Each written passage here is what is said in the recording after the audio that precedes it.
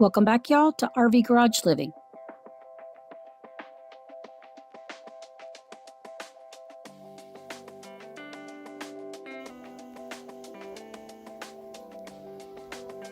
I love on days when I go to work and Hubs spends all day working on our homestead. So today he has placed the 4mm vapor barrier, or started to place it on the inside of our watershed building to help with mitigation of mildew and water getting into the building. So while I was at work, this is what he's done.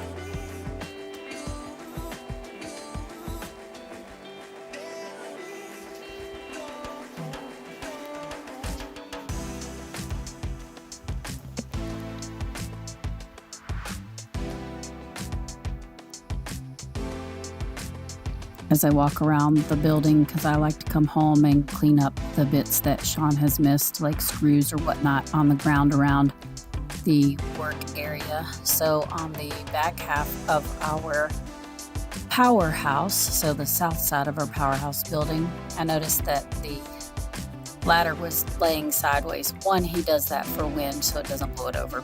But two, to look at it, I'm like, what is that? But that is our rod that we put in for our grounding. So it's a grounding rod. And then I look over and there's another orange flag and I'm like, what's this orange flag for?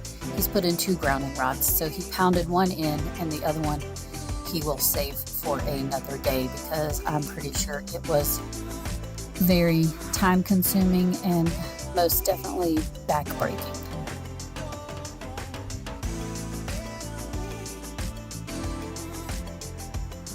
We still have open trench because we still have more layers to put into the trench other than electrical, gas, and water line. So as you all know, I always look to the skies to see how pretty our sunset is or the weather that we're having. So I hope that you enjoy this panoramic view of our property that I took this evening before I turned in for the night. As I show you this pano of our property looking westerly, I can let you know that where the current pole barn sits, just to the right of it or to the north of it, is where we plan on putting what I call the big house, or the big garage, if you will. It's a barndominium, we'll be honest. If you can see where the cloud kind of makes a rainbow shape, that is where we will put the barndominium. So the barndominium will sit 100 feet to the north of this current building that is our pole barn, just so you get an idea of where the actual barndo is going to go.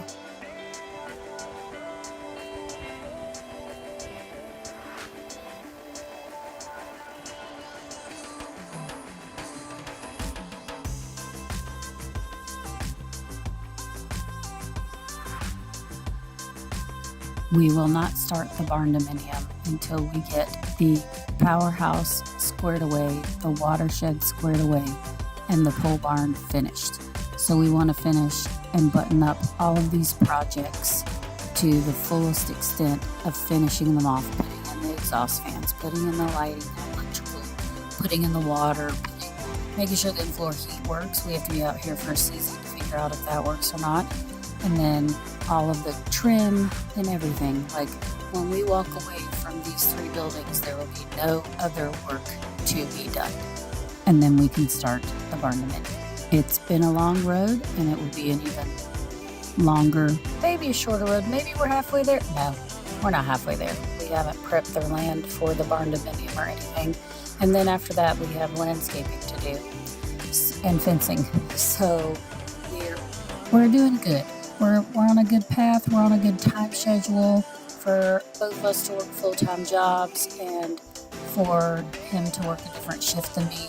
Some days he can leave me a list of things I need to do, or when I get home I can text him and say, hey, what do you need me to finish up, or what can I do to help? so that when you start work tomorrow while I'm at work, you can start either where you're at with a very clean work area. Not that it's not clean, but I could pick up the scrap wood that's in there and throw it out. I can move it from pile to pile. I can just arrange things and get things set up so that when he goes to do the work tomorrow, it's less prep work or no prep work.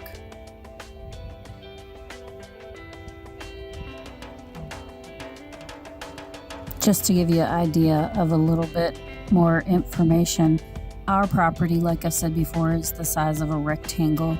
So we are 660 feet-ish wide and 13 and some change long. So if that gives you an idea of how many T-posts we'll need and how much barbed wire we will need. Our current property is fenced in with 3 strands of barbed wire, T-posts, and then on each corner it has a piece of wood railroad tie that has been placed there to wrap the barbed wire around. Well, over the years of burning tumbleweeds and wildfires and that kind of thing, those all wood posts and erosion and weather, right? Those posts need to be replaced. So our game plan in the future will be to put H braces at each 4 corners, and then every 300 feet we will put additional H braces down our long sides of our property, just to make things easier for us.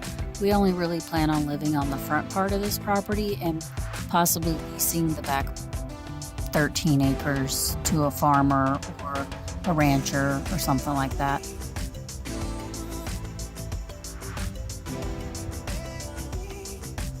Give us a thumbs up, share, like, subscribe, hit that bell notification so you know the next time that we post our video, and we'll catch you on the next one. Bye.